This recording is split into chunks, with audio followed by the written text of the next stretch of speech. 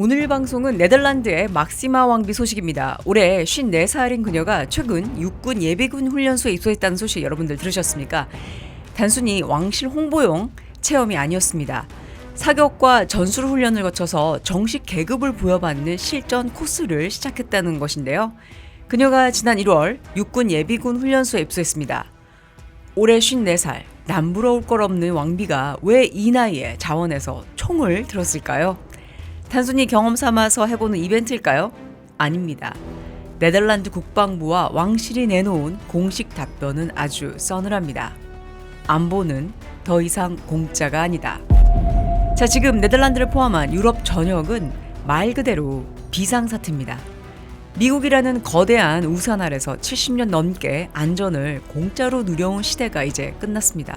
이제는 각자 지갑을 열고 각자 몸을 던져야 하는 시대가 온 겁니다. 왕비의 군복, 그 안에 담긴 절박한 메시지를 오늘 방송에서 풀어보겠습니다. 자, 오늘 우리가 들여다볼 이야기는요, 이 기묘한 장면 뒤에 숨겨진 슬프고도 냉담한 현실입니다. 막시마 왕비를 훈련소로 내몬 건 정말 누구일까요? 러시아일까요? 중국일까요? 둘 다 아닙니다. 아이러니하게도 70년간 유럽을 지켜온 미국입니다. 2025년 도널드 트럼프 대통령의 재집권과 함께 미국은 명확한 메시지를 던졌습니다. 나토 회원국은 GDP의 5%를 국방비로 지출하라. 바로 이 메시지였죠. 5%입니다. 지금 나토의 목표치가 2%인데요. 그런데도 이걸 제대로 지키는 나라가 절반도 안 되고 있죠. 독일은 최근에야 간신히 2%를 넘겼고 프랑스도 2% 초반입니다. 그런데 갑자기 5%라니요. 자, 이거는 단순히 인상이 아니고 혁명적인 요구죠. 미국의 논리는 이렇습니다. 2차 대전 이후에 80년간 미국 납세자의 돈으로 유럽을 지켜왔고 소련의 위협에도 테러와의 전쟁에도 미군이 최전선에 섰었다. 이제 공정하게 비용을 나눠 가질 때가 아닌가. 숫자로 보면 더 명확합니다. 냉전 시대 내내 미국은 나토 전체 국방비의 70%를 혼자 부담했습니다. 지금도 여전히 68%를 미국이 내고 있죠. 미국 입장에서는 이제야 공정한 분담을 요구하는 겁니다. 그런데 트럼프 행정부는 여기서 한 발 더 나갔죠. 국방비를 제대로 내지 않는 나라에는 무역 관세를 부과하겠다고 압박합니다. 미국의 입장에서 보면 어쩌면 미국의 경제 상황이 생존과도 걸려있기 때문이죠. 자, 그러니까 현 상황은 안보와 경제를 하나로 묶어버린 겁니다. 안보는 공짜로 받고 무역으로는 미국 시장에서 돈을 벌겠다? 자, 이제 그런 시대는 끝났다. 바로 이런 메시지입니다. 합리적인 걸까요? 아니면 너무 냉혹한 걸까요? 둘 다라고 저는 보고 있습니다. 유럽이 미국의 요구를 단순한 협상용 엄포로 넘길 수 없는 이유가 있습니다. 4년이나 지속되고 있는 우크라이나 전쟁이 그 이유를 뼈저리게 보여줬기 때문인데요. 2022년 2월 러시아가 우크라이나를 침공했을 때 미국은 천문학적인 군사 지원을 쏟아부었습니다. 그런데 2024년 하반기에 미국 의회에서 추가 지원 예산이 몇 달간 발이 묶였던 순간, 여러분들 그 순간 기억하시나요? 공화당과 민주당이 정치적인 공방을 벌이는 사이에 우크라이나군은 폭격을 맞아서 떨어져 나갔습니다. 유럽은 그때 깨달았죠. 미국이 우리를 버릴 수도 있다. 이것은 가정이 아니라 눈앞에서 벌어진 현실이었습니다. 더 충격적인 것은 유럽 자신의 민낯이었습니다. 지난 2년 동안 우크라이나에 무기와 포탄을 지원하고 나니까 정작 자국 군대의 창고가 텅텅 비었다는 사실이 드러났죠. 예를 들어서 독일군의 포탄 비축량은 고작 이틀치였습니다. 프랑스는 더 심각했죠. 우크라이나에 보낸 무기를 재보충하려면 수년이 걸린다는 분석이 나왔습니다. 결국에 유럽은 깨달았습니다. 우리는 스스로를 지킬 능력이 없다. 70년간 미국이라는 우산 아래서 복지에, 환경에, 문화에 돈을 쏟아부으면서 살았습니다. 군대는 명목상으로만 유지했었죠.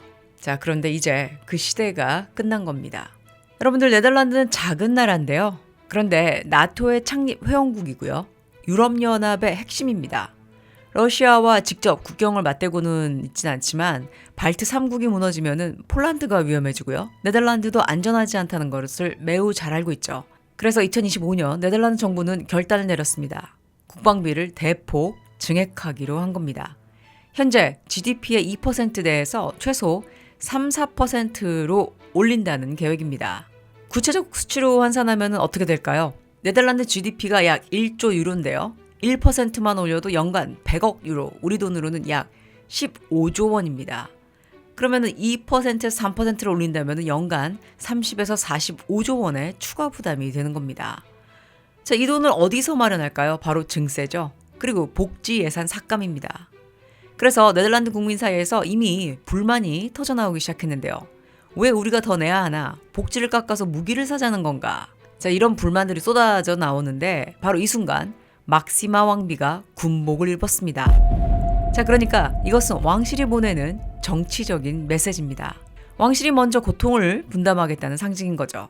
저 역시 왕실의 일원이지만 국가 방위 앞에서는 한 명의 국민입니다. 여러분들과 함께 이 무거운 짐을 지겠습니다. 그러니까 국민 여러분들도 이제 안보 무임승차의 시대가 끝났다는 현실을 받아들여 주십시오. 이것이 바로 왕비의 입대가 담고 있는 메시지인 겁니다. 여러분들, 왕비의 입대는요, 낭만이 더 이상 아닙니다. 절박함이었습니다. 자, 여러분들, 네덜란드 막시마 왕비의 이야기를 여기까지 들으셨는데요. 이제부터 우리는 질문을 던져야 할 것 같습니다. 이것이 유럽만의 이야기인가? 인데요. 아니죠. 대한민국도 지금 이 순간 미국과 방위비 분담금 협상을 하고 있습니다. 트럼프 행정부는 지속적으로 주한미군 주둔 비용을 더 내라, 공정하게 분담하라. 자, 이렇게 한국에도 비슷한 압박을 가하고 있는데요. 과연 우리는 어떻게 답해야 할까요? 북한의 핵 위협은 여전합니다. 그리고 중국의 영향력은 커지고 있죠. 게다가 일본은 대만을 핑계로 재무장을 서두르고 있습니다. 우리는 과연 준비가 되어 있을까요? 아니, 그 전에 이런 질문부터 해야 할지도 모르겠습니다. 우리는 우리 스스로를 지킬 의지가 있는가? 막시마 왕비는 54살의 군복을 입으면서 그 의지를 보여줬습니다. 그리고 네덜란드 국민들은 세금을 더 내면서 그 대가를 치르기 시작했습니다. 우리는 세금을 더 내면서 그 대가를 치를 준비가 되어 있는지 저 스스로도 묻고 싶어졌는데요.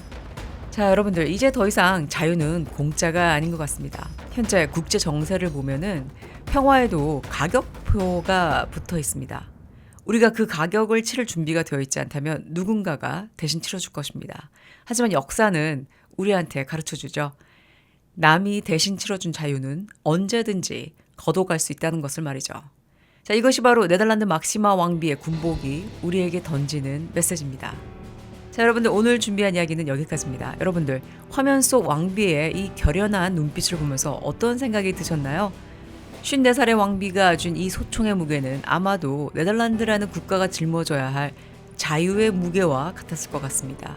우리는 과연 국가의 존립을 위해서, 나의 일상을 지키기 위해서 어느 정도의 비용을 감당할 준비가 되어 있습니까? 혹시 우리는 여전히 누군가가 대신 치러줄 안보 무임승차라는 이 달콤한 꿈에 젖어 있는 것은 아닐까요? 평화는 국어라는 것이 아니라 정당한 대가를 지불하고 쟁취하는 것이라고 믿습니다. 여러분들은 어떻게 생각하시나요? 여러분들의 귀한 의견 댓글로 기다리겠습니다. 오늘 방송 여러분들께 도움 되셨길 바라고요. 오늘도 시청 감사드립니다.